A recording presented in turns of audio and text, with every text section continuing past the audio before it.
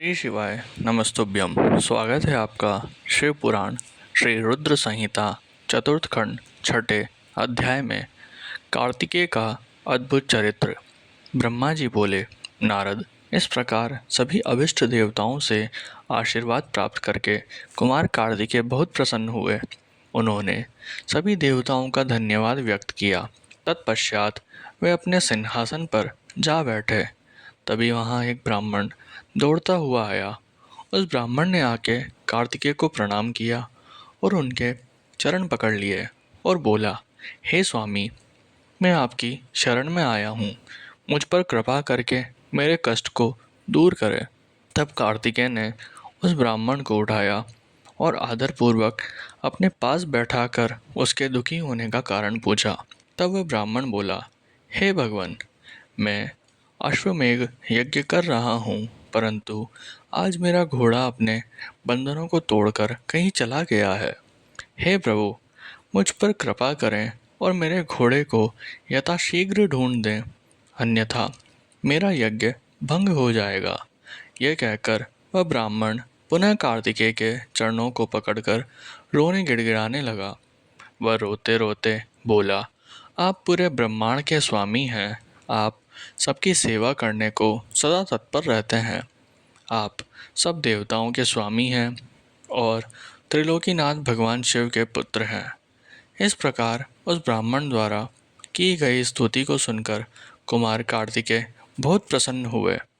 तब उन्होंने अपने वीर बलशाली प्रमुख गण वीरबाहु को बुलाकर उस घोड़े को जल्द से जल्द ढूंढ लाने की आज्ञा प्रदान की तथा यज्ञ को विधि विधान के अनुसार पूर्ण कराने के लिए कहा।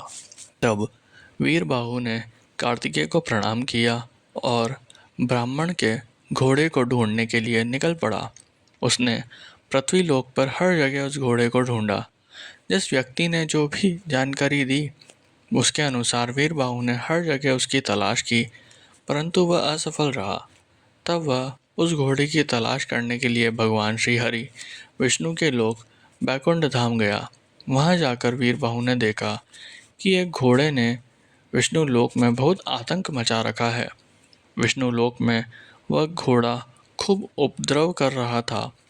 कुमार कार्तिकेय ने उस गण वीरबाहु ने तुरंत उस घोड़े को बंधक बना लिया और उसे पकड़कर अपने स्वामी कार्तिकेय के पास ले आया।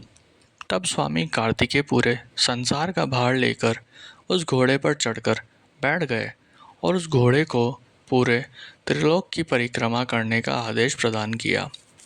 वह अद्भुत घोड़ा एक ही पल में तीनों लोकों की परिक्रमा करके लौट आया। तब कुमार कार्तिकेय उस घोड़े से उतरकर पुनः अपने आसन पर बैठ गए। तब वह ब्राह्मण हाथ जोड़कर कार्तिकेय का धन्यवाद करने लगा और उनसे बोला कि प्रभु, आप ये घोड़ा मुझे सौंप दीजिए ताकि मैं अपना यज्ञ पूर्ण कर सकूं। तब कार्तिकेय मुस्कुराए और बोले, हे ब्राह्मण, ये घोड़ा उत्तम है और यह वध के योग्य नहीं है, इसलिए आप इसे अपने साथ ले जाने के लिए न कहें। मैं आपके यज्ञ को पूर्ण होने का वरदान देता हूँ। मेरे आशीर्वाद से आपका यज्ञ अवश्य सफल होगा।